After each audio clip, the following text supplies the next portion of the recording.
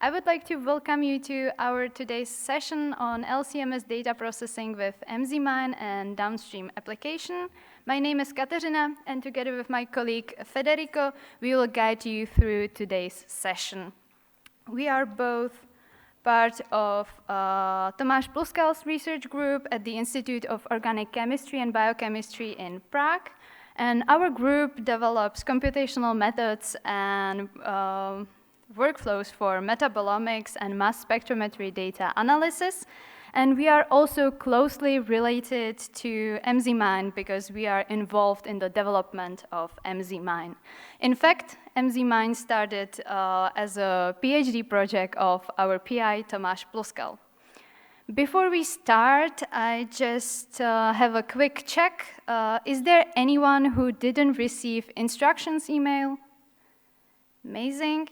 Do you all have all the files required? You should have one mzmine user file, Mona MSMS library, and a few of raw mzml files. And if you have them, just please make sure that you unzipped them. And if you are still missing any of these files, please start downloading them now. And if you're struggling with anything, just raise your hand and we will come to you. And one last thing, does anyone have a problem with this glowing icon on mzmine? No, amazing. So we can start. One small disclaimer before we begin. Because we have quite a lot of people and limited time during this workshop will mainly be run as a live demo. So if you get lost at any step, just please watch what we are doing on the screen and you will be able to reprocess all the steps with the provided material. Okay, before we jump to the software, just out of a curiosity, is there anyone who never used mzmine before? Amazing. And so all of you are like slightly experienced users. That's amazing. Okay, here is the plan for today. We will start with a short introduction, and we will also tell you something about the evolution of mzmine, and then we will move to a hands-on walkthrough on LCMS data processing using mzwizard. And after that, Federico will introduce tandem mass spectrometry and molecular networking, followed by another practical session focused on molecular networking and statistical analysis using mzmine. And finally, we will have some time for questions and discussion. So let's get into it. What is actually mzmine? mzmine is an open source software platform for visualizing, processing, and interpreting mass spectrometry data. Raw MS data are extremely complex and difficult to interpret directly. And mzmine helps convert these raw spectra into structured metabolite tables called feature tables, which are much easier to work with. In metabolomics, a feature is not necessarily a metabolite. A feature is simply a signal detected at a specific mass-to-charge ratio at specific retention time. A single metabolite can generate multiple features because it may be detected as different adducts, isotopes, or fragments. And one of the goals of data processing is to organize these signals and reduce redundancy so that we can move closer to the actual chemistry in our sample. A feature table contains detected features and their abundances across samples. Okay. Now a little bit of history of mzmine. This project has quite a long history. Development started in 2004, so mzmine now represents more than 20 years of experience in mass spectrometry data analysis. Over the years, many students, postdoctoral researchers, and software developers, and also members of the metabolomics community have contributed to its development. One of the major advantages is mzmine's flexibility. mzmine supports a wide range of mass spectrometry workflows like LCMS, which we will be focused on today, also GCMS, ion mobility, and if you're using multi-imaging, you can also use it. And since metabolomics laboratories use many different instrument and experimental setups, broad compatibility is extremely important for accessibility and reproducibility. Several of the people who helped develop mzmine during their academic careers later founded MZIO, a company that now supports professional software development and long-term maintenance of the platform.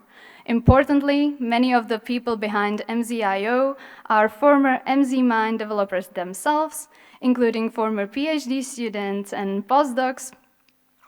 And just a small disclaimer, we are not affiliated with the company and we participate only as users of the software. And what does this company actually mean to us as scientists? The software remains freely available for academic users, while it's still benefiting from dedicated professional development. mzmine itself remains open source, and you can find the source code on GitHub. Okay, we have talked about what mzmine is, but it's equally important to mention what mzmine is not. mzmine is a data processing tool, and it helps to extract meaningful information from mass spectrometry data, but it does not automatically generate biological discoveries or publishable conclusions. Good experimental design, proper sample preparation, and biological interpretation are still essential parts of any metabolomics study. I would like to mention some online resources if you want to learn more about mzmine after this workshop. There is a Nature Protocols paper that is describing recommended workflows in details, and also the official documentation that contains detailed tutorials and explanations of individual modules. In addition, I would like to mention VMOL seminars series on YouTube that provide many practical examples and deeper discussions of specific topics. Now let's briefly talk about the data we will use today. For today's workshop, we will be using plant data from the Piperaceae plant family. Piperaceae is a large tropical plant family known for producing a wide variety of biologically active natural products, especially amide alkaloids. And many well-known compounds, such as piperine or piperlongumine, originate from these plants. Because of their rich chemical diversity, Piperaceae species make an excellent example for metabolomics studies. The samples used today were collected through collaborations with several institutions and botanical gardens by our colleague Tito Damiani. And for our workshop, we selected 5 species from this family and analyzed leaf tissue samples in triplicates, giving us a total of 15 LCMS datasets. The overall workflow follows a standard metabolomics pipeline. We use metabolite extraction, LCMS data processing, and feature detection, annotation, and downstream statistical interpretation. The extraction and LCMS measurements were already being performed by our colleague Tito Damiani, so today we will focus only on the computational part of the workflow. In the first half of the workshop, we will use mzmine for feature detection and data processing, and we will start from the raw MZML data, and we will gradually build a feature table that summarizes the detected chemical information across all samples. In the second half, Federico will introduce tandem mass spectrometry and molecular networking. We will use molecular networking to group chemically related features and explore the structure of the data set from a chemical perspective. We will also look at a few statistical approaches for comparing samples and visualizing the results. Unfortunately, we won't cover structure and compound class prediction with series today, but if you're interested in this topic, I recommend reading this paper where you can find more about this. Okay, and now I think we are ready to start our mzmine, so please open your mzmine.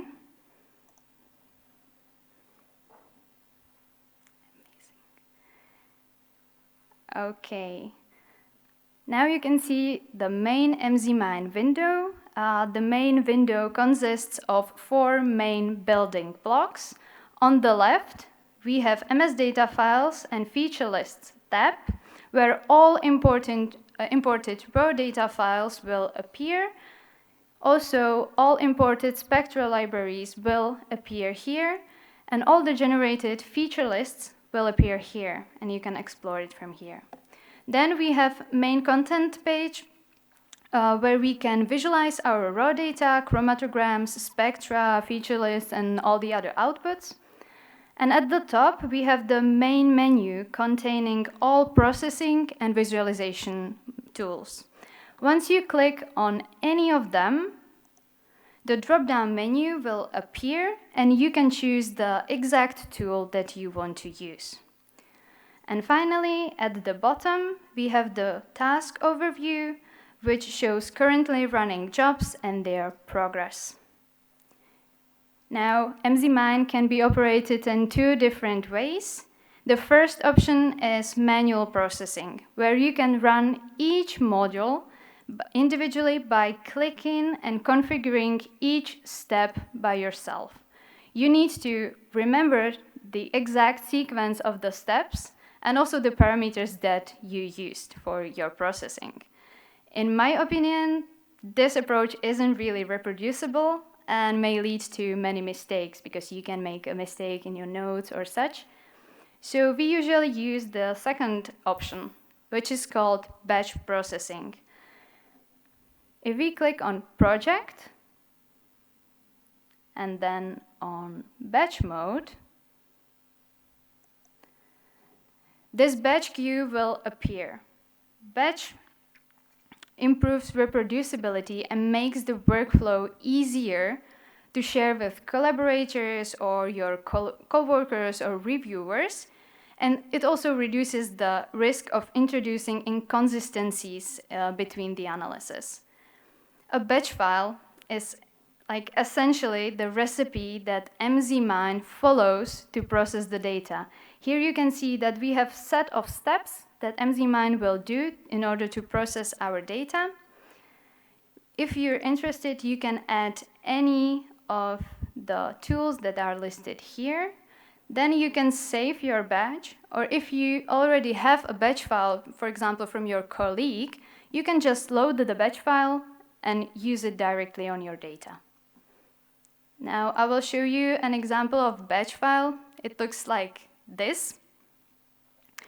And it looks like a code. You usually do not create it manually, don't worry. Instead, mzmine provides a tool called mzwizard, which helps you to generate an optimized workflow through a graphical interface. And that's what we will do right now. So please come back to mzmine, and we will click in the main menu to mzwizard, and from here to processing wizard. Once we click on that, we can see the interface of processing wizard. And we have several sections here, like data import, sample introduction system. Here we have HPLC.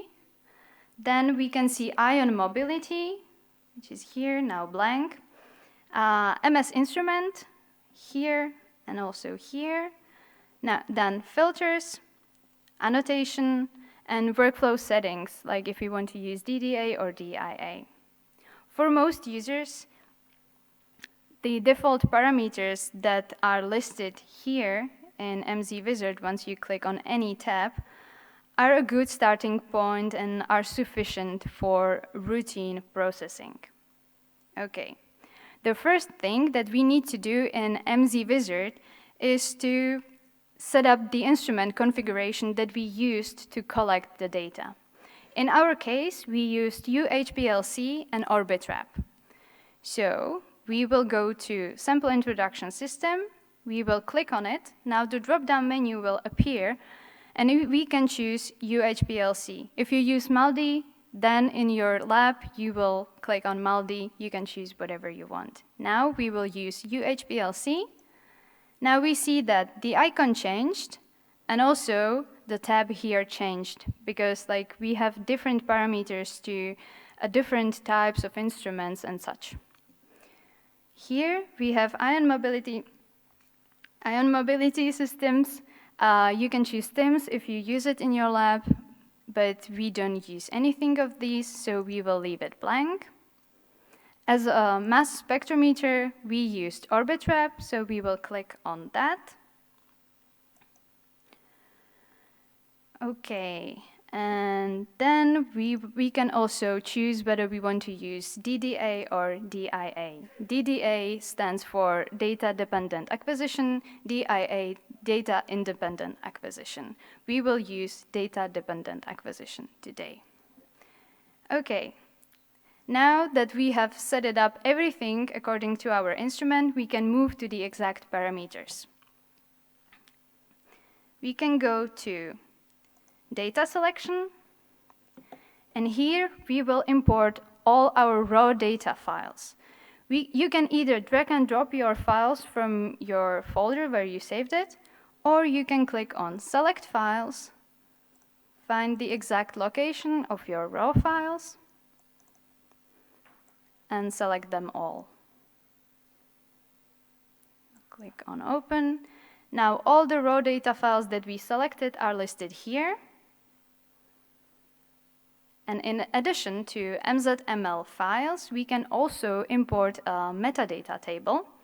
The metadata file contains information about our samples, such as, in our example, the exact species that were used for the analysis. I will show you how the metadata file looks. It has the column with the file name, sample type. Here we have only samples, but if you use blanks or QCs, you can also state it here.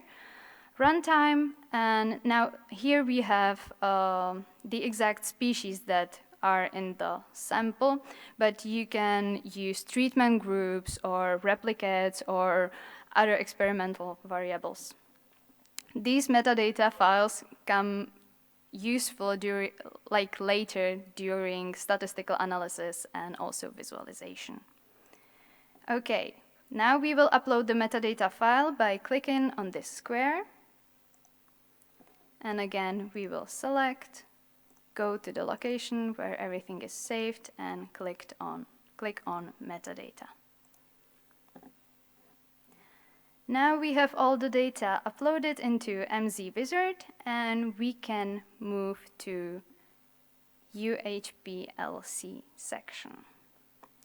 So we will click on UHPLC, and you can see all the parameters. mzmine configures parameters related to chromatographic peak detection. These settings mainly describe what chromatographic peaks are expected to look like. For example, parameters define the expected peak width, which helps mzmine distinguish real chromatographic peaks from noise. And here we need to change the parameter minimum consecutive scans. We will change it to 6. This parameter defines how many consecutive scans must contain a signal before mzmine considers it as a real chromatographic peak. And why do we do it? Because random noise often appears in only 1 or 2 consecutive scans, and real compounds produce signals across multiple scans as they elute from the chromatographic column. So we changed it to 6.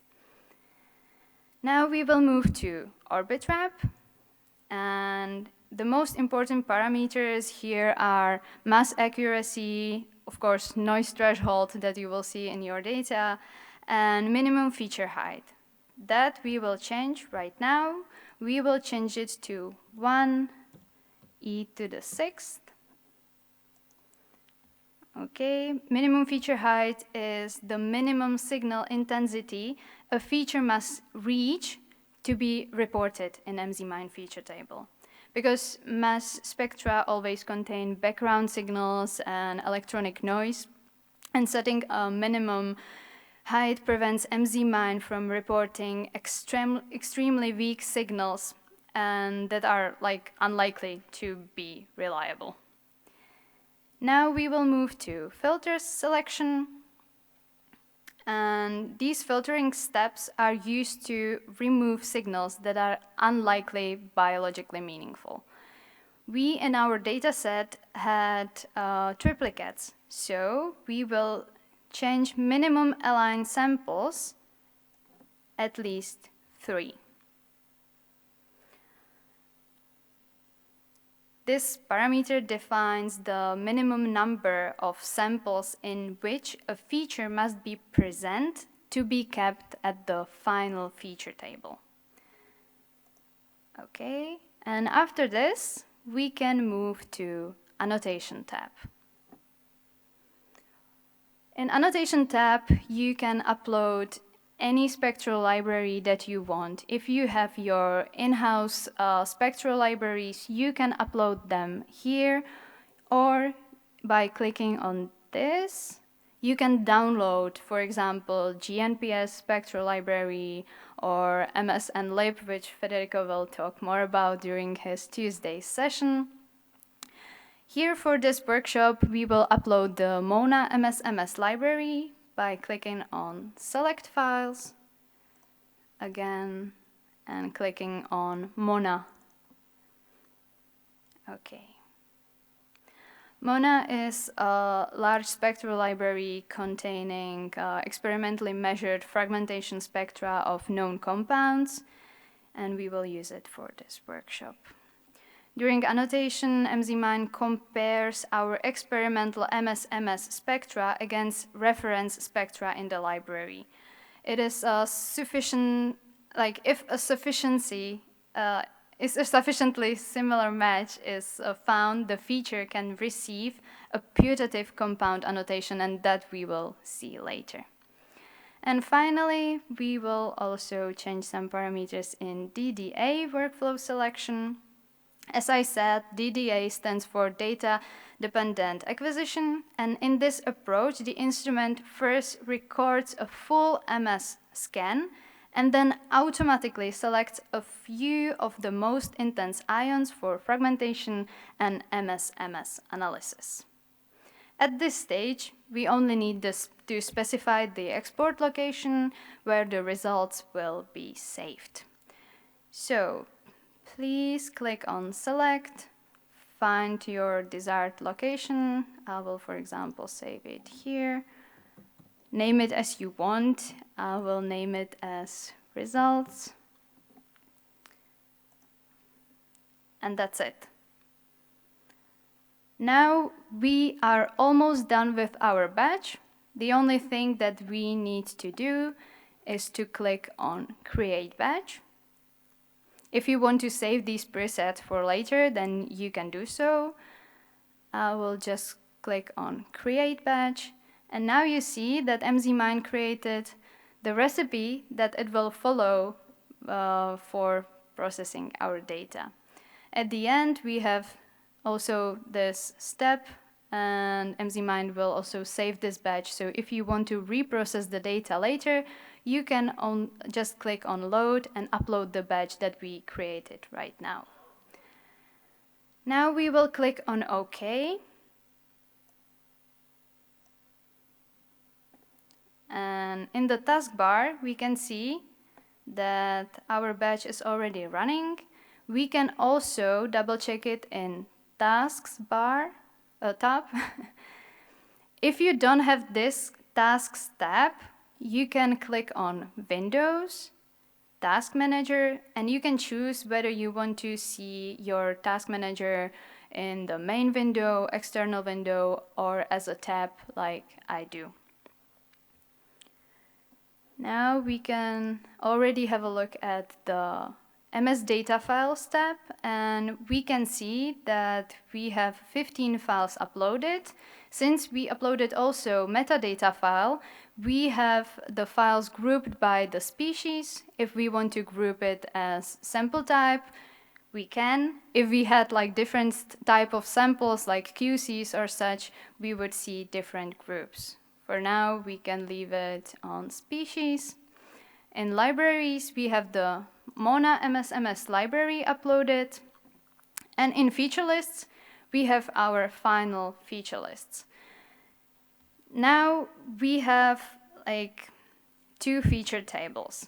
The first one is an intermediate result produced after duplicate detection. The second one is the final feature table generated after all processing steps. And for today's workshop, we will continue working with the final feature table since it contains all the our fully processed dataset. If you still at this stage want to double check all your parameters used during your batch mode, you can right click on the feature table, click on Show Feature List Summary. This window will appear, and now you can see all the tasks that were done to our data. Everything is summarized in this window. And if you need to change anything, you can just open it in batch queue and change the parameter that you want.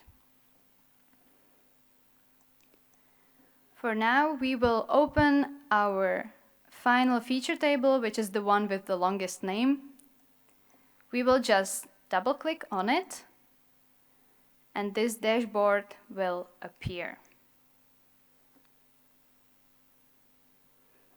Okay. Here we have some visualization modules. This 4D plot comes mainly in handy if you're using some ion mobility techniques like TIMS and such. Since we didn't use it, it doesn't provide much information to us. But if you do so, this is really good thing. Here you can see our chromatographic shape, and you can, since this is feature related, you can change the sample the feature was detected in by clicking on this menu. So we can have a look at how the feature shape looked in different samples. Here you can see your MS1 data, MS1 spectra, so you can see the ions. And if we had some, I will click on another feature. Here we can see our MS2 data. If we had a compound annotation based on comparing from the MS library, we can see also the compound annotation. For example, the feature that I clicked on is biplatine, so if I just click on it, I can see more information about that spectral match.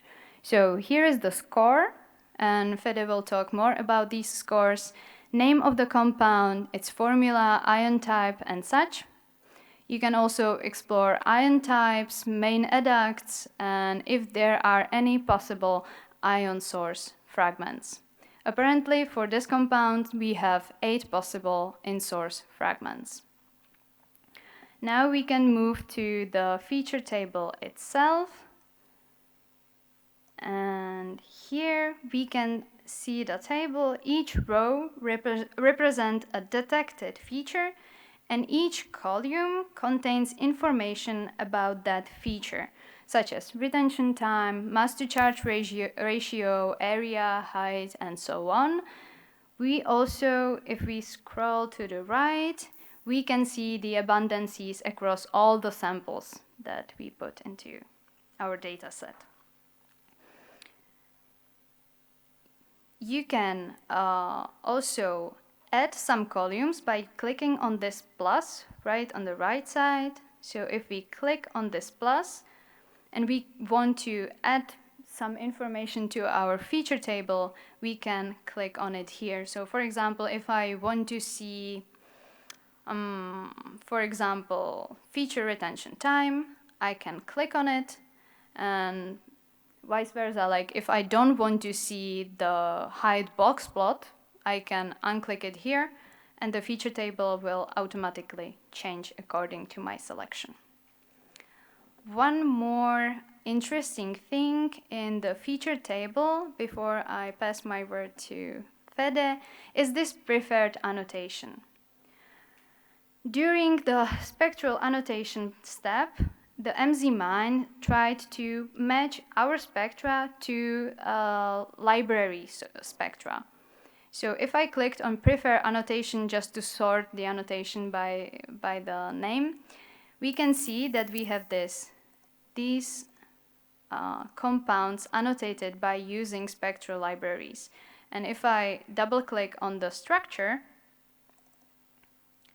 we can see how well it was matched with the spectral library.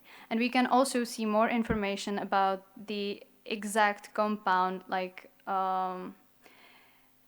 in the spectral library. So for example, this compound was measured on instrument Maxis2 HD, and the score is 0.82. Okay,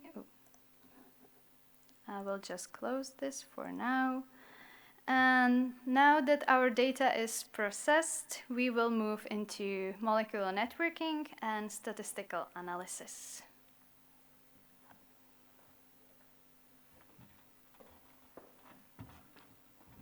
Okay, hi everyone. And okay, now that the data is processed, I also wanted to ask if you are familiar with molecular networking, but in any case, we're going to do also an introduction. So we were here and what,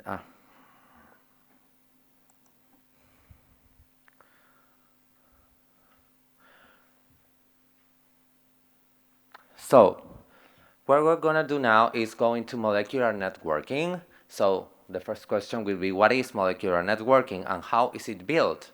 So we will have our matrix of interest, but firstly, of course, feature-based molecular networking is a technique that will help us visualize in one single space all of the chemical diversity included in our matrix, and it will also help us with to give us an idea of the putative annotation of some of the metabolites based also on the information included in mzmine quantitatively, and also about the annotation based on how many libraries have we included in our previous steps. So, feature-based molecular networking now includes also retention time information and quantitative information from mzmine, and we will see how is it exactly built. So, we have our matrix of interest that are the leaves of the pepper species that our colleague Tito collected, as Katya was telling you before. And from our matrix of interest, we obtained an extract with our desired extraction workflow. And this extract has a very big chemical diversity inside. So this is a representation of all the metabolic variety inside a plant extract. And after LC-MS analysis, we will get not only the separation of the features based on the polarity and our chromatographic conditions, but also the mass analyzer will go through an HCD or high energy collisional dissociation event, and it will produce a series of fragmentation, what we call fragmentation spectra. So for each of these molecules, now they will be ionized in either positive or negative mode according to their structure, and we will obtain fragmentation spectra where each of these now will be called precursor ion in positive or negative mode, and we will have fragment ions that will also depend on the energy that we set in the mass analyzer. So this is called the breadth of the spectrum. So the breadth is dependent on the energy of the mass analyzer that we set in the instrument. So from this collection of metabolites, we have metabolites of interest that we want to find in our network and that we are interested in annotating, and also maybe in propagating the annotation to maybe unknown compounds that may have interesting or relevant biological activities. So we need to choose the first step after building this collection of fragmentation spectra. Now we need to choose a similarity metric, because molecular networking is also based and dependent on this similarity metric to build the relationships between the metabolites in our sample, and it will give us, it means how similar are the fragmentation spectra that we have just created between all the metabolites in our sample.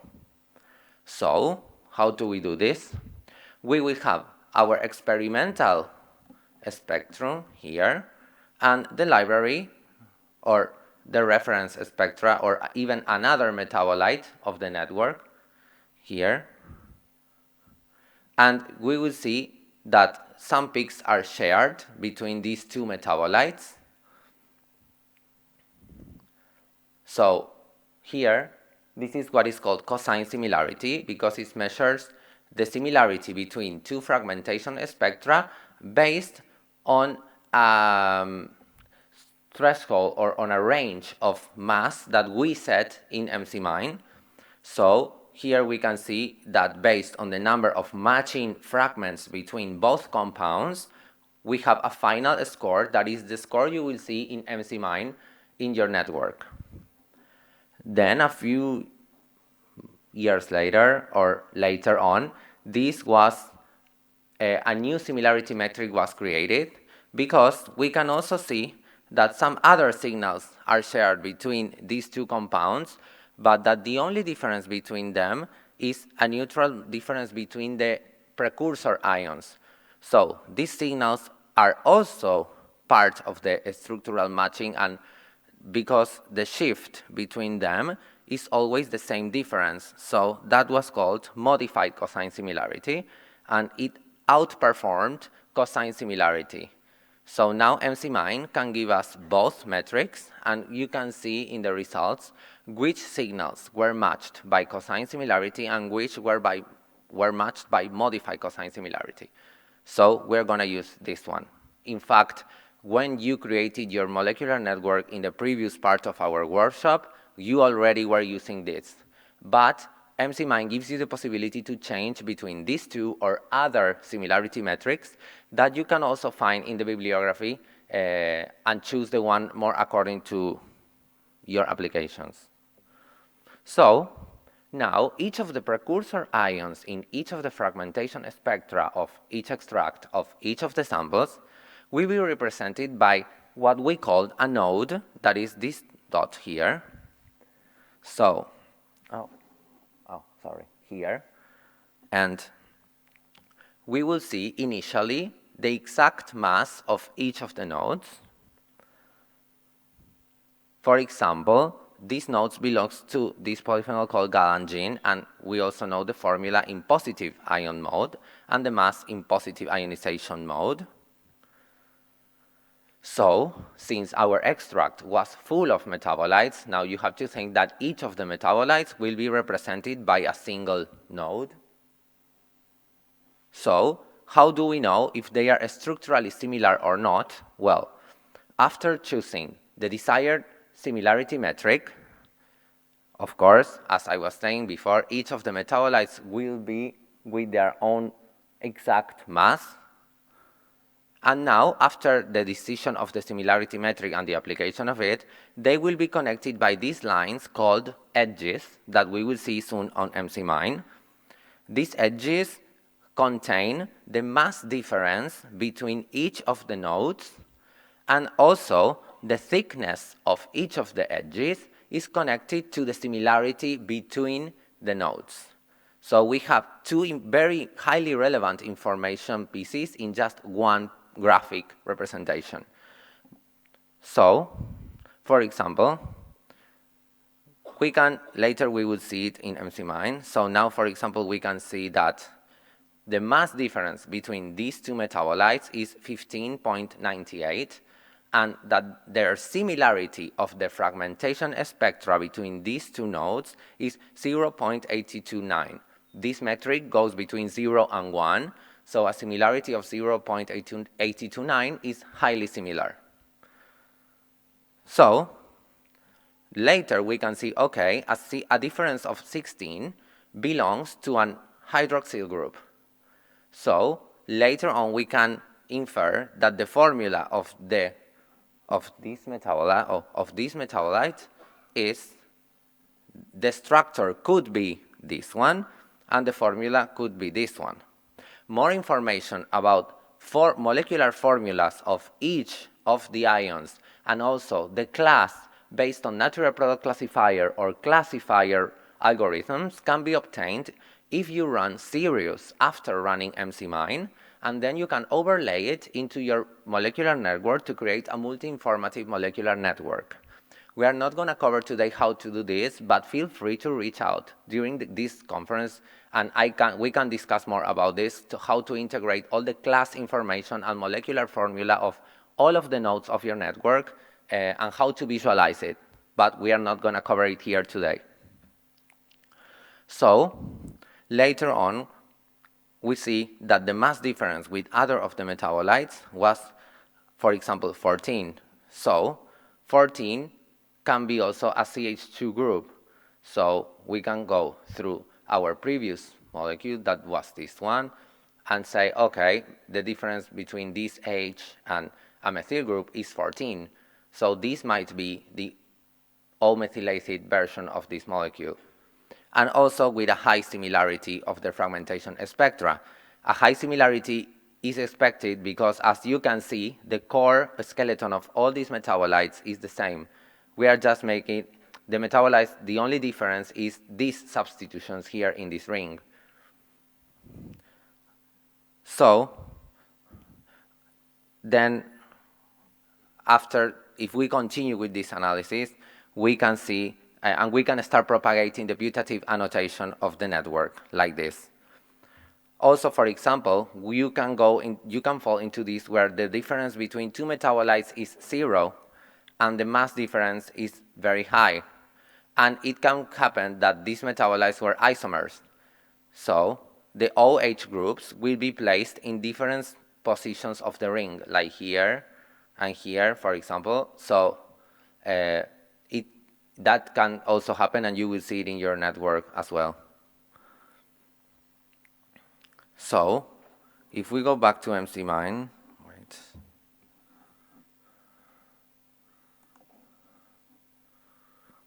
So now, how to do this? We're going to build the exact network that we have just seen how to build it. It's already done. We just need to open it. So to do this, a very good approach is to start the molecular, to visualize it by choosing one metabolite that you, for example, are interested in finding.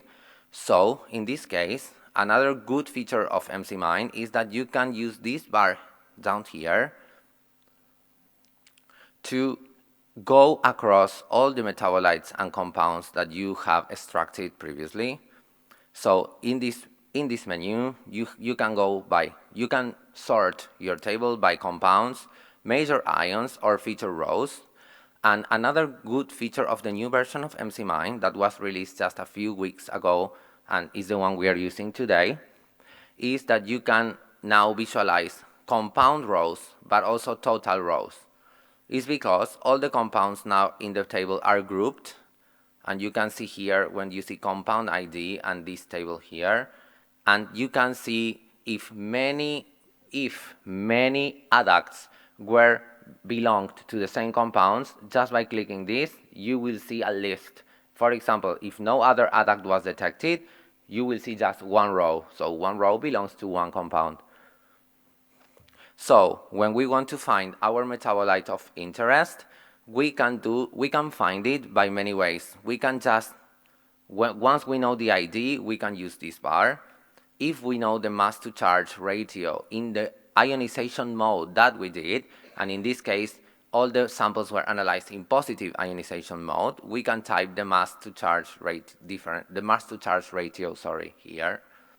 Also, we can find them by retention time, if we knew it, because if it was a standard that we're analyzing in our lab and we know the retention time based on our chromatographic conditions, we can type it here. Or we can click this list, and also find the metabolites by any of these parameters. if you are using libraries and you know the chemical identifiers of your metabolites, you can also use these parameters to find it, or even the formula, the name, and in this case, since we used the the library from the Mass Bank of North America, or MONA, we are gonna click compound name, and the metabolite we're trying to see is cochlorine, so we can write here cochlorine, and we will see it here. So, for example, to open the network, you just have to right-click it and go Show, and then go to Feature Overview and IIMN Networks. IIMN was also performed during the previous step that you saw with Katya, and this means Ion Identity Networking, which groups the metabolite to all its associated adducts. And that we also need to build a molecular network, but it was included already in the wizard that we have just run before. So if we click Feature Overview and Ion Identity Molecular Networks, we will see this, and as you can see, these are the nodes now. Here, these are the nodes, so each node belongs to one single compound in our feature table, and all the edges that we were just seeing in the presentation now contain the mass difference between each of these metabolites, and also the similarity of their fragmentation spectra based on the similarity metric that we chose. So, here we can see cochlorine, the experimental spectrum on the top, and the library spectrum on the bottom, and we can see that it was a very good match. But here we can see, here. So again, you can also export this information to present it, and you can also see in which instrument it was acquired, who did it, and also the compound information and chemical identifiers. So when we click any of these nodes, for example, if I click a node that has not been matched to a library entry, we will see nothing here. But if we click again in a node that has an annotation from the library, we will see the information. This can make us think, okay, the more compounds I have in my library, the more annotated nodes I will have here. So that is why it's very important to have more libraries in our workflow, and that is another invitation to my talk on Tuesday, where I will talk more about these spectral libraries and how to increase the number of annotated compounds in the libraries. So if we click, for example, what we can do with this, we can also click any of the nodes and hold it and just move it around the screen. This feature is very useful when our network has, for example, 30,000 or 40,000, 50,000 nodes. So we need to reorganize the network, so we can do it just by click and holding each of them to every corner of our screen. Also, what we can do is visualize what we were calling as ion identity networking. These dashed lines here and this blue, this is the neutral molecule, and the yellow ones belong to the ionized. So cochlorine has been matched, or has been joined, by ion identity to this feature. Here we have cochlorine, that is M plus H, for example, and here we have another feature that was not matched to the library. We can choose to toggle this on or off. So now we're gonna see a few features that can help us make this even more informative. So in the menu Visuals, if you click it, you will see this part, these menus here. In Node, we can modify the label information, the size of the node, and the color of each of the nodes. If we click this list, we can see for the nodes, for example, if I click None, I'm toggling off all the annotations. But then if we click Label, we can also see the ID also the exact mass, and also if it was an adduct, we can see the ion identity here as well. We can click row, we can click each of these. We can also see the retention time, mass to charge, the ID. Okay, so for example, this or this. So in size, we can also modify the size, and one very useful thing that we use is to use the logarithm of the sum intensity of the feature across all the samples. So this is what is on right now. This will mean that the bigger the feature means that the intensity across all the samples was higher. So this will give us an idea of which of these nodes or features is already predominant in our samples, just by looking at the size of each of the nodes. And or if we don't want to use that, we can choose to color them by this logarithm sum intensity. So now the color of each of the features, the darker the color, which means that it was more intense in our samples. So you can choose if you want to visualize it by the size or by the color. And for the edges, we can also include, for example, the difference of the mass. And if you go here, sorry, I will do it again, click delta MC, and then what you need to do to visualize it is just zoom. Here I can see it. For example, here now I see the mass difference between this molecule and this one, and it's 28.0313. Also, we can modify the size, but the most useful for me that I use in my workflows is to do it by the score. So the thicker means that the similarity is higher. And the ones that are super thin, like this, for example, here, wait, I will. So you can see this very thick node here means that the similarity is higher, and this one that is super thin means that the similarity is lower. And also we can color them by neighboring distance, for example. So another thing that we haven't done yet is now we can click here on this menu called filters, and here we can do even more. We can choose what we want to visualize in the network for this metabolite that was cochlorine. If we click in this list here, we have ion identity, MS2 modified cosine score, that was the metric that we chose. And if we want to toggle off the ion identity, we can just click on it. And now the only thing I will see is the features without all the associations with their adducts.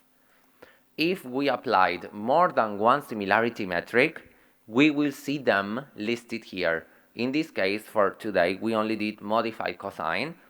But if you rerun the wizard and include more spectral networking similarity metrics, you will see them in this list, and you can also color the edges based on each of the similarity metrics that you will choose. Because sometimes applying more than one similarity metric allows you to discover new relationships between the nodes that other metrics, for example, can't find.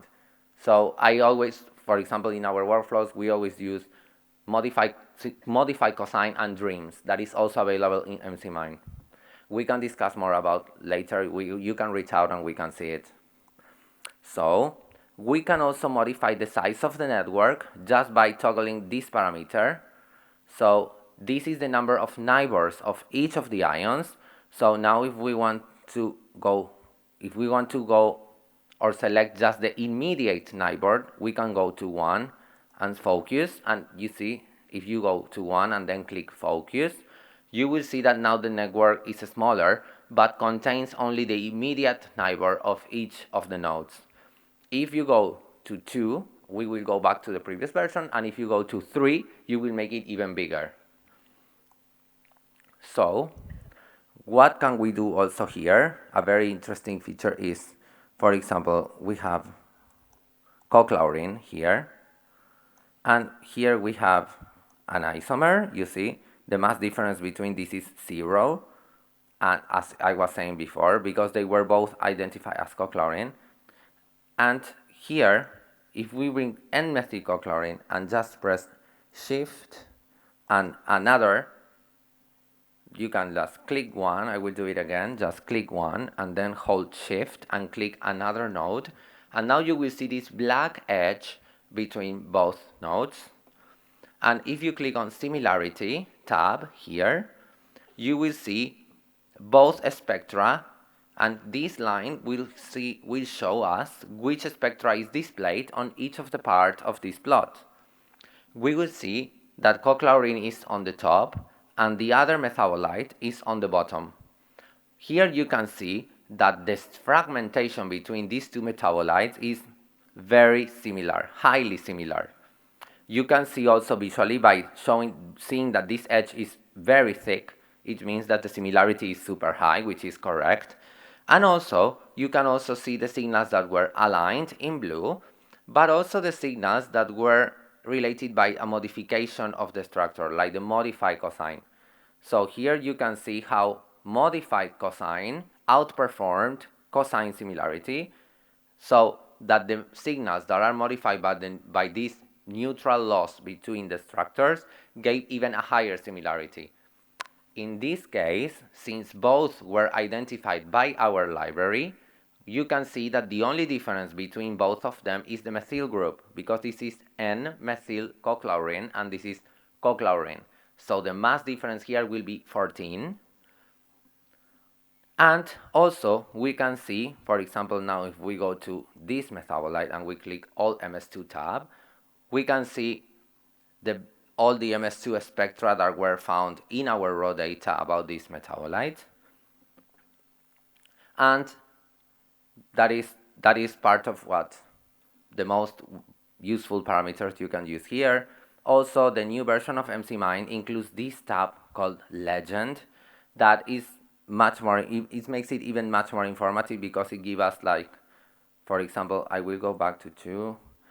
It tells us the color. For example, a neutral molecule is in blue here, and a feature is in this color that represents all the variety of colors that we are visualizing now. We also have ion identity in the dashed line, as I was saying before, and also the modified cosine in this gradient of blue, also here. In case we color the edges by cosine similarity, we will see darker edges when the cosine similarity is closer to 1, and lighter color when the cosine similarity is closer to 0. Then you can export it just by right-clicking on the white area of the plot and going to Export Graph, and just choose a location in your computer and save it if you want. But the most interesting thing about this is that later you can open this in any other visualization software, for example, Cytoscape, and apply and overlay all the information from Sirius and mzmine to create your multi-informative molecular network, also including the class information and all the results for formula prediction from Sirius, and we can see about that later. So, also, what we can say is visualize the full network, because in case you don't remember, this only belongs to cochlorine, but our full table contains 2,275 rows. So there is a way to visualize all 2,275 compounds or features, in this case, in one network. For that, we have to click this, but an important disclaimer, do it only if your computer allows to process this. In this case, we modified the batch in such a way that it could be possible for everyone to do it if you want to try it now. If you don't, it's okay, you can just look at the screen and follow along. If you click full network, wait, it will, if you go to the taskbar, it will say processing full network, and here you have, okay, now we have learned that if we go to node and we click none, we can toggle off the labels. And these are all the features that were extracted by our extraction workflow from our MSET wizard. And here you can see, for example, if you go deeper, we can zoom in. Oops, okay. For example, no, it's okay. It's not working. So even for 2,000 features, sometimes computers can get slow. When I do this for 40,000 or 50,000 features, you need like a highly processed with a computer with very high capability. So that's one of the pay much attention to the processing capability of your computer before you run the full network. But again, you can see, for example, in this lower area, what we call singletons, that are compounds that or features that were not correlated to any other feature in our table. So they are always here in the lower part. And in the higher part, we can see the features that were correlated to others. Remember that later when you visualize it in other software, you can color all this information by class. So for example, this might be lipids, or this could be alkaloids, this could be polyphenols, and like that you can start exploring your network based on the class and on the class of each of all of your compounds. So I guess yes, this is all from this part. Here also you can visualize the same information that we were seeing before, including all of your quantitative information from mzmine that we have already exported. And also another thing that you can do in a new versions is to link all this information with annotation prediction software and bring that information, cross-link it to mzmine, and complete this part of the table with the preferred annotation from the list of selected candidates from series. If you want to, we can also talk about that later. So now in the final part, we can go to annotation, to a statistical analysis.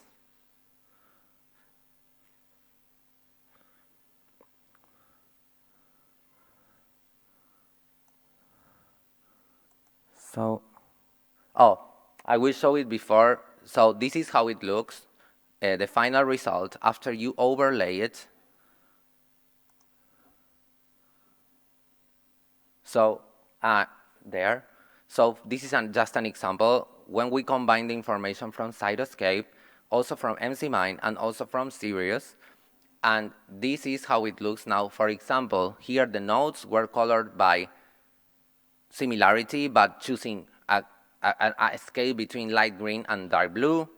Here we can see inside of the nodes a bar pie chart with all the quantitative information from the samples, and the colors inside each of the nodes are telling the proportion of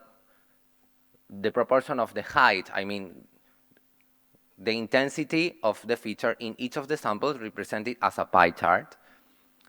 And this is what one of the things that we can do after integrating all this information. Later, mzmine now includes an statistics dashboard that can help us extract more information from our features and start making conclusions also, or finding which are the relevant features that can cluster the samples. So a very good starting point in statistics is principal component analysis. This is a versatile statistical method for data visualization and exploring clustering patterns. What we do, we belong here with multidimensional data. I will explain it in case you are not familiar with the technique briefly. We begin here with multidimensional data, and what we do is project each of the points in the multidimensional space to a new series of components, called principal components. And now what we can see is this two-dimension plot that makes it easier to visualize. So this is what we call the first principal component, and this is the second principal component. Since this technique is based on the covariance of the matrix, covariance matrix of all of our data, what we will see here is the total variance explained by the principal components, that it's always the highest, followed by the second principal component, and so on. The technique will create as many principal components as necessary to explain the full variance of our data set. So, for example, in here, we can see that for classes A, B, C, D, E, F, we see the samples already clustered, And also in this study, for example, if you do a QC, you will see QC, you should see QC around the center of the principal components plot, and that will indicate good instrumental reproducibility. But if you start your QC before you start the extraction, it becomes an extraction QC, and it also includes information about your extraction performance. So this technique is very good to check the QC samples and also potential outliers. For example, here we can see a sample that was not clustered with the rest of the blue samples. So later on, you can make a decision if this is a real outlier or what happened during the analysis of this with the instrument or with the extraction. That's why QC becomes super important in metabolomics. So, before applying this technique, scaling is always applied to avoid skewed contribution of the variables to the total variance. So, mzmine now includes a list of scaling methods that you can choose before applying the technique that we are going to see soon. And this is called, there is also a biplot that it also includes the loadings. So, this is called a scores plot because you can visualize each dot as each dot belongs to each of the samples. And also in the loadings plot, we are going to see all the variables that explain this clustering in vector form. So, yeah, so no, this is the other one. Also in mzmine, we can use a volcano plot that is a scatter plot using bioinformatics and statistics to visualize, again, for example, differential expression. What we are going to do is apply an FDR, or that stands for fault discovery rate method, and then calculate the logarithm base 2 of the fold change between pairs of features and the minus logarithm base 10 of the false discovery rate p-value of the technique we chose. And we are going to obtain this plot. And the very useful thing about this plot is that we will see the relevant features on opposite sides of the plot, and always in this quadrant here for one class or one sample, and here for the other sample. So mzmine now allow us to do this, and features that have that are in the very right corner of the plot or in the very left side, these are the most relevant features, and we will see how to work with them to draw conclusions about either classification or clusterization of our data. So, if we go back to mzmine,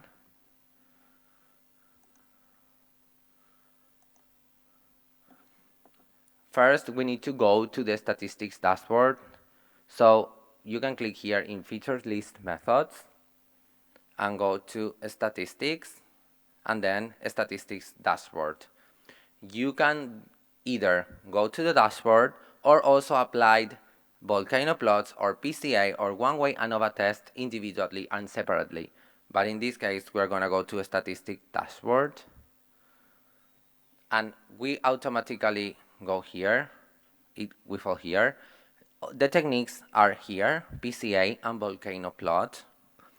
And here we see a row box plot that we're going to use soon. So, first, here is the scaling that mzmine has to apply before starting the analysis. Auto-scaling is a preferred scaling method, but also we can do Pareto scaling or range scaling. For this, as you know, for scaling, mzmine does a mean centering operation in each of the rows and then divides in the denominator of the fraction according to the scaling method we choose. So it will divide either by the standard deviation of the variable for auto-scaling, for the root of the standard deviation for Pareto scaling, and for the range of between the minimum and maximum value of each of the features for range scaling. Each of these methods has their own particularity. For example, auto-scaling is the preferred one, but the downside is that it gives the exact same contribution to all of the features in our table. So the good thing is that highly predominant features will be equalized to the low abundance features. Pareto scaling is a little more informative for some applications, because using the square root of the standard deviation will make the highly relevant features still be relevant, but the lower predominant features will have a little higher contribution. This is very useful for NMR metabolomics that we are not going to cover here. But in NMR, as you know, the intensity is directly proportional to the concentration of hydrogen in the sample. So Pareto scaling is preferred for those workflows. And in range scaling, we're going to divide, always mean centering on numerator, and on denominator divide between the difference between maximum and minimum of the feature. And it can also help, it's very helpful for if there was an error during extraction or with the instrument, we will see that contributions will be very skewed because the maximum of the column will be very high if something happened during extraction or analysis. So range scaling is highly sensitive to outliers, so pay attention with that before using it. What we have to do later is missing value imputation. It's very necessary that the feature table be full of values and avoid the presence of NA or not a value cells. So imputation techniques have come very useful in this area in metabolomics.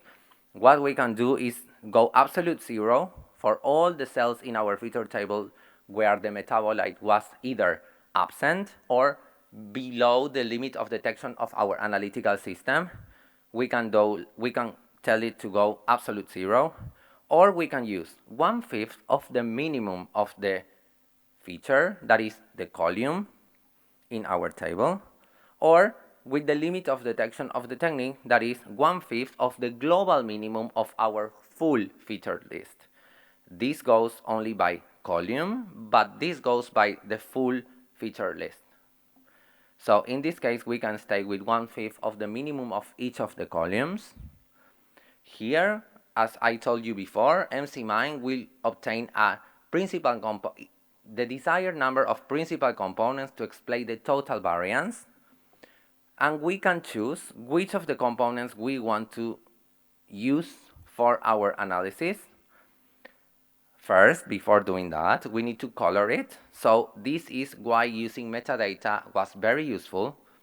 So if we click on this box, we are going to automatically see all the columns from our metadata file that you imported before with Katya. So here, if we click a species, now we will see all the species colored according to their species name.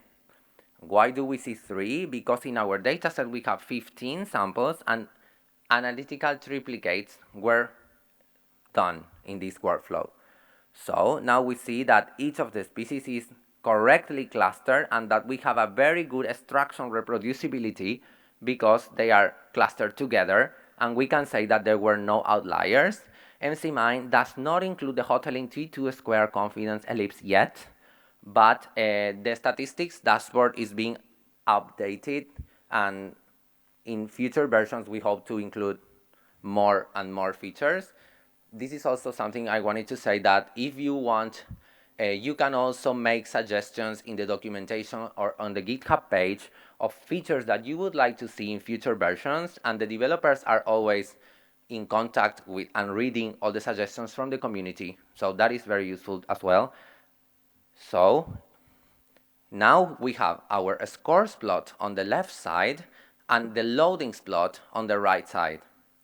Remember, scores means that each of the dots belongs to a single sample, and loadings, each of the dots belong to a single feature.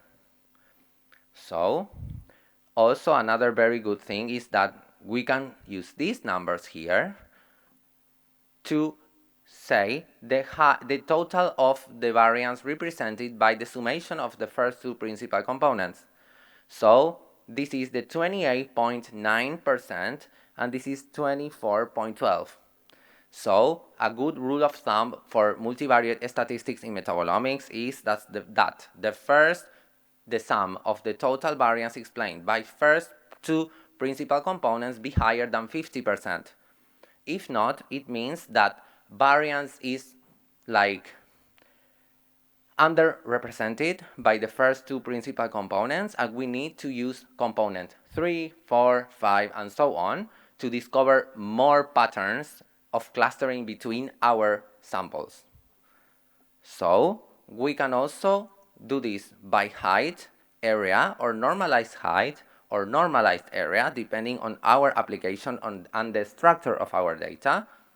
We prefer to use height because it's more representative, because sometimes area is it's dependent on the chromatographic conditions, highly dependent.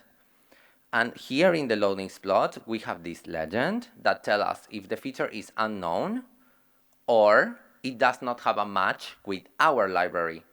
But if we load more libraries, we will uncover more black and we will turn them into orange if they are lipids. mzmine performs lipid annotation during our workflow, and the new version includes more features related to lipid annotations for those who do lipidomics, and also spectral matches for the ones that were matched to the library.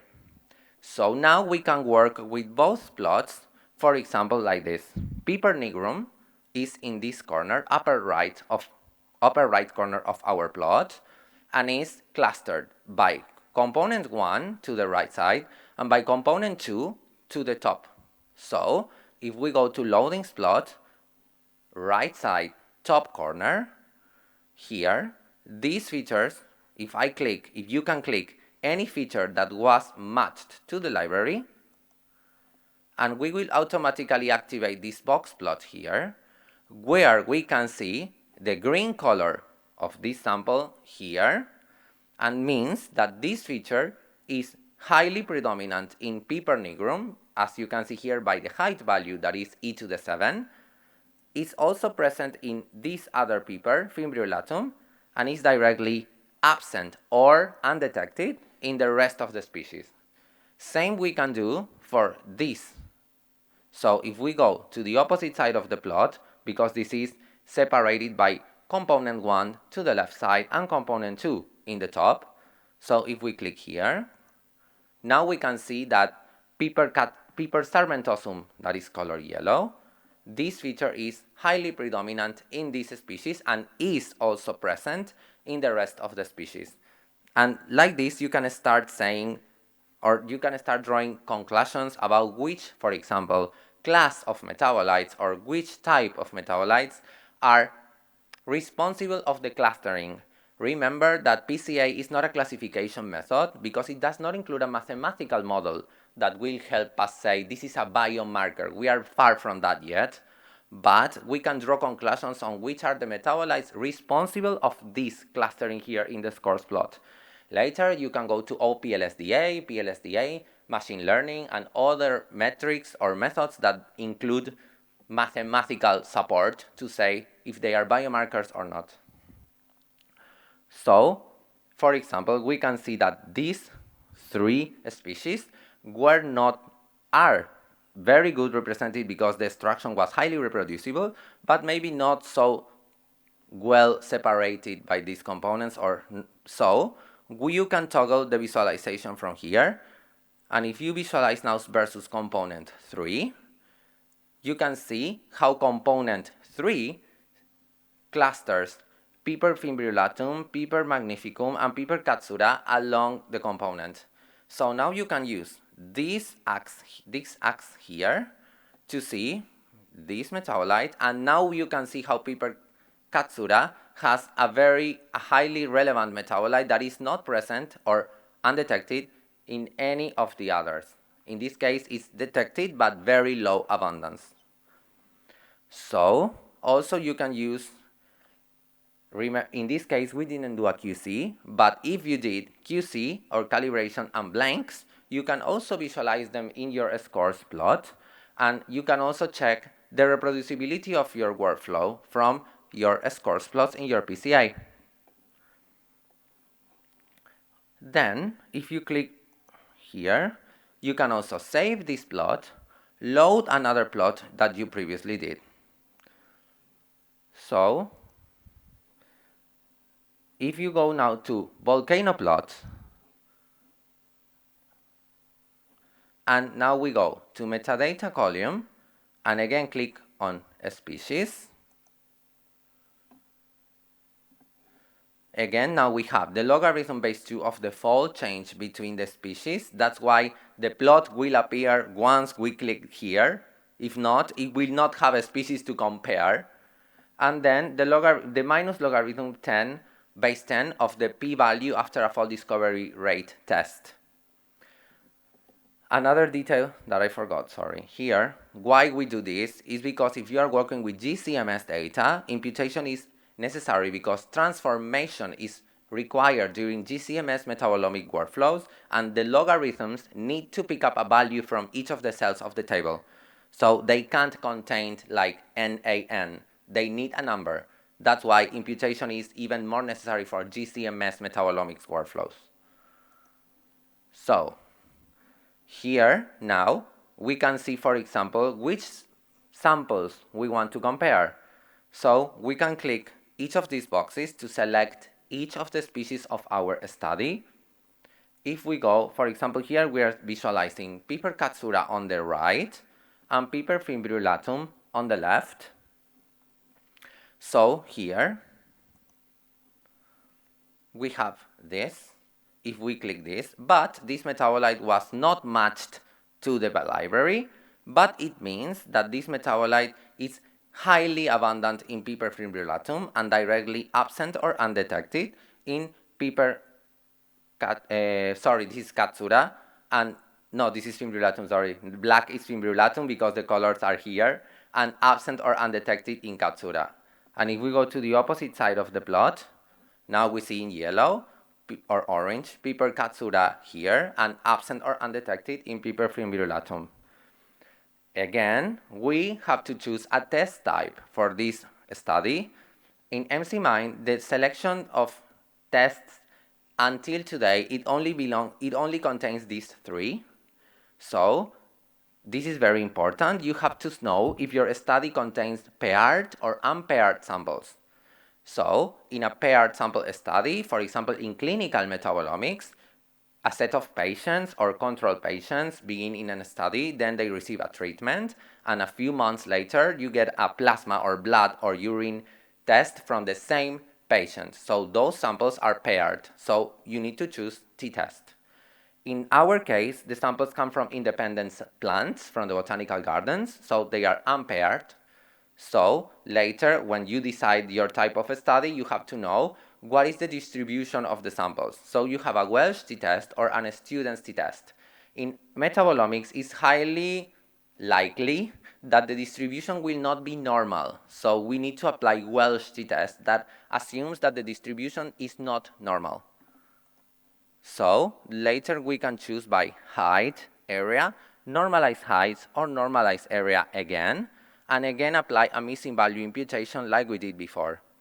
If you want to make your test even more strict, you can modify the p-value, and you will see how this area will change, and this box will become smaller because we are making the p-value more strict.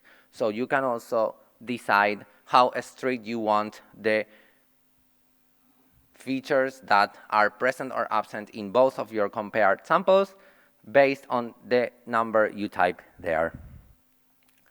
That covered basically everything from the statistics dashboard, but if you know that the desired method you want to apply is not present here, what you can do now in the new version is to export your table to another software.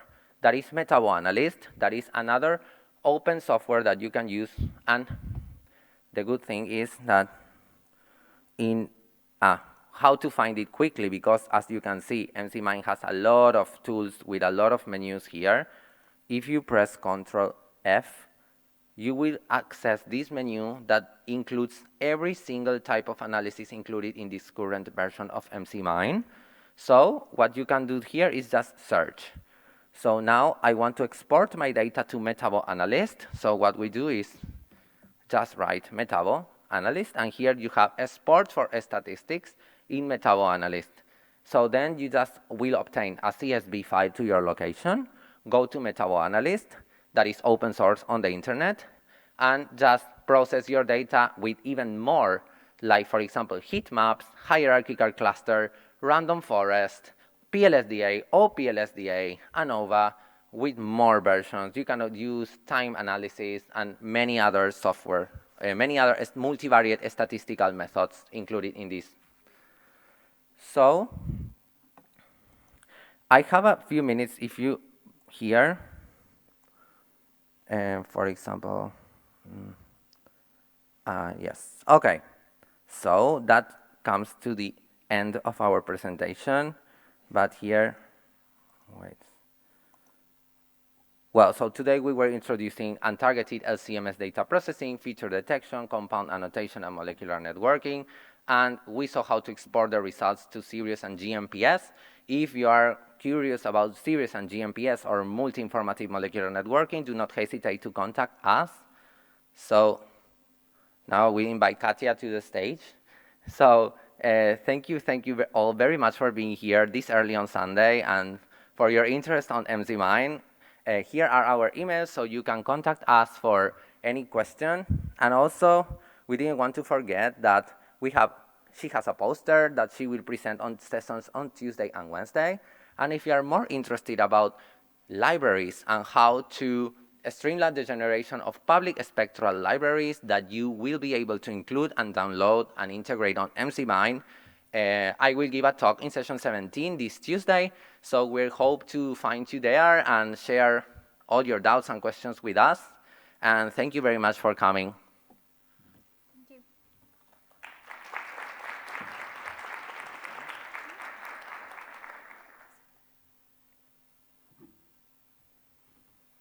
Now, if you have any questions, you can do it now, or we can talk later any moment.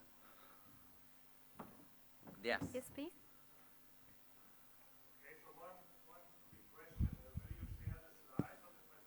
Yes. There is a video, right? Like I think there's supposed to be a video out of this, but with the whole session.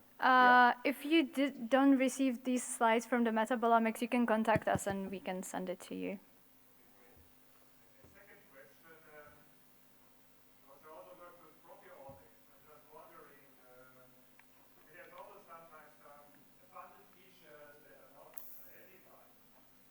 Okay. And I was wondering if you have any example how you can use it in proteomics, or has anybody done that before?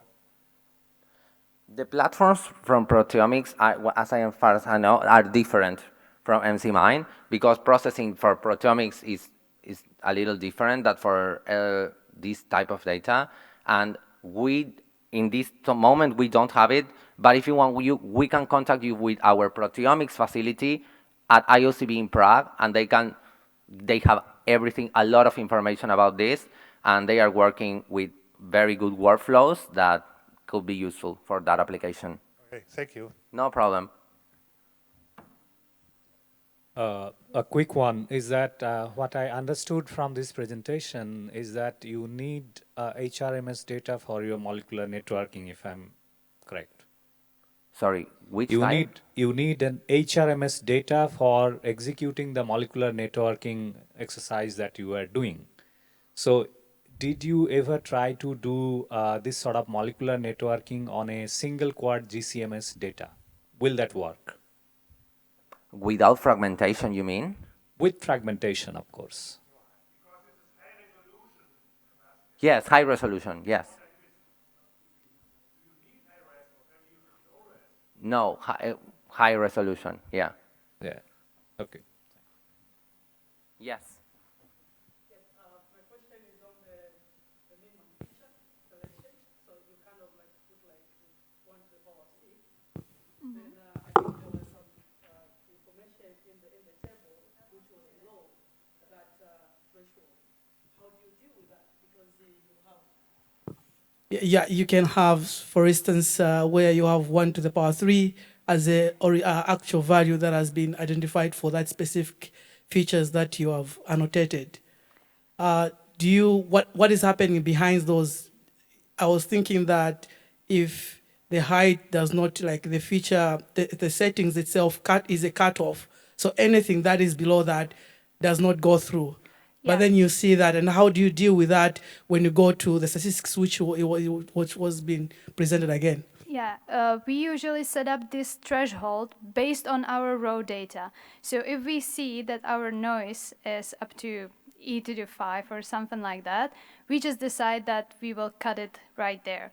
But if we are interested in like a specific feature that we know that it's supposed to be present in our sample, we can always go back and reprocess that one sample with the feature accordingly. Like we can lower the threshold and such.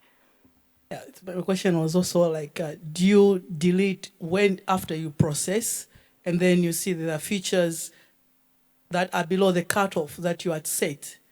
Do you kind of like remove them because they are present in any case in your final analysis? Do you get my point? Are you saying that even after setting the threshold, you still see them in the table? Exactly, because I could also see them like in there you could see 1 to the power 5, but actually the initial Okay. feature was 1 to the power 6. I have also, it has happened to me as well sometimes.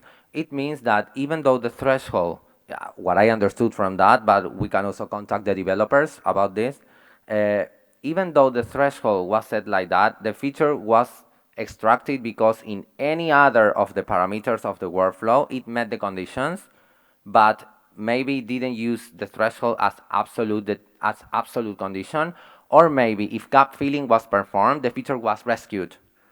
But that depends on the workflow. In this case, we didn't apply gap filling. In our automatic, we did. So maybe it was rescued by gap filling because gap filling comes after this, and gap filling goes back to the raw data and inspects even in a time retention plus minus some range and mass range plus minus some range, and goes back to the same space in the multi-dimension data. And if it found it, it will bring it back to the table, no matter the previous threshold. So we should check that gap filling is not, it could be even a false positive. So that's why gap filling, you have to apply it very carefully. If gap filling was not applied and the situation was that the feature was rescued regardless of the threshold, there we should really contact them to see why each of the other any of the other parameters is causing that feature to be in the table. Thank you.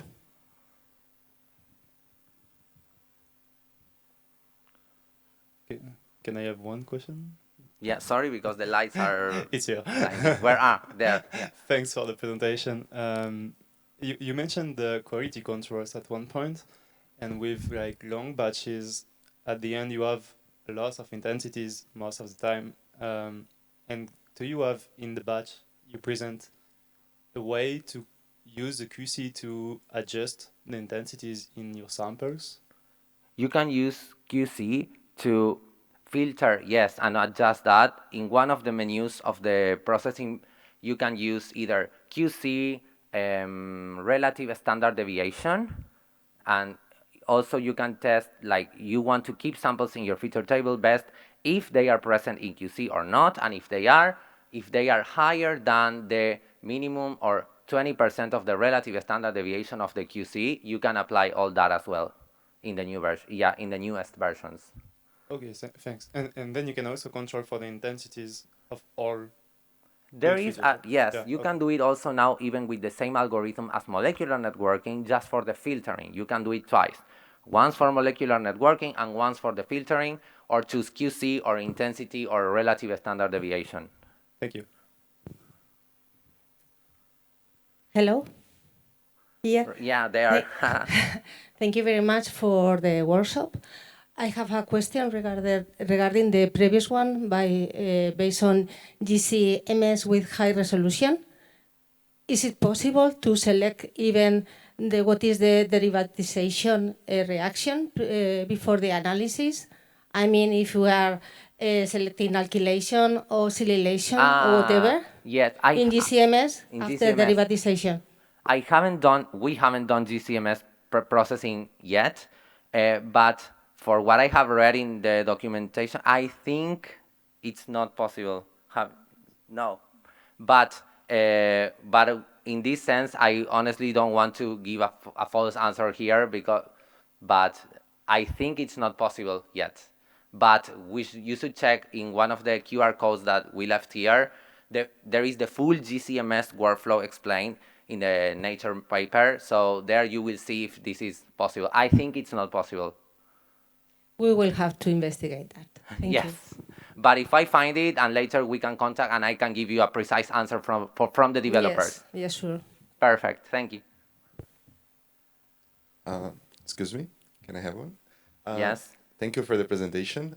Still following on the question on GCMS, I have two questions. First, about the molecular networking, seeing the modified cosine similarity, can we use that, for example, to identify, in case of derivatization, some compounds can have, I don't know, let's say with TMS, like 1 TMS, 2 TMS, so it's kind of an artifact from the derivatization. Can we identify which features are coming from the same metabolite, but derivatized with different degrees of the... Yeah, in that, I honestly, I don't know because I haven't done GCMS processing. But again, we can check the documentation or contact them in case it's not included and it would be useful for you. They can add it to a future version as well. And the same thing is like maybe a suggestion as well, if you can do retention index matching in order. Retention index is included, Perfect. But there you have to go through a different workflow that is explained in the paper. Thank you very much.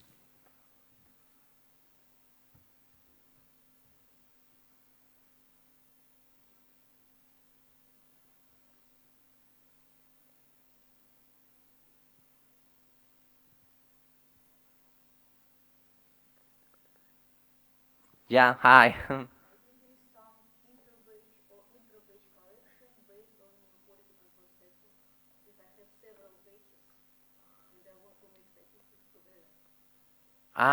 Yeah. No, I think no. There is not. It's not still available like inter-batch QC. Yeah, it would be very useful. But maybe what could be done is just an intermediate, just load all the QC batches and label them as different classes, and then apply different filtering based on the class. So if each QC is a class, there it could be inter-batch, but the module is not named inter-batch, but it could be done just by clustering each of the QCs from different batches as different classes in your metadata file, and then applying the filter based on the QC class from the metadata. That could be an intermediate with what we have available in this version.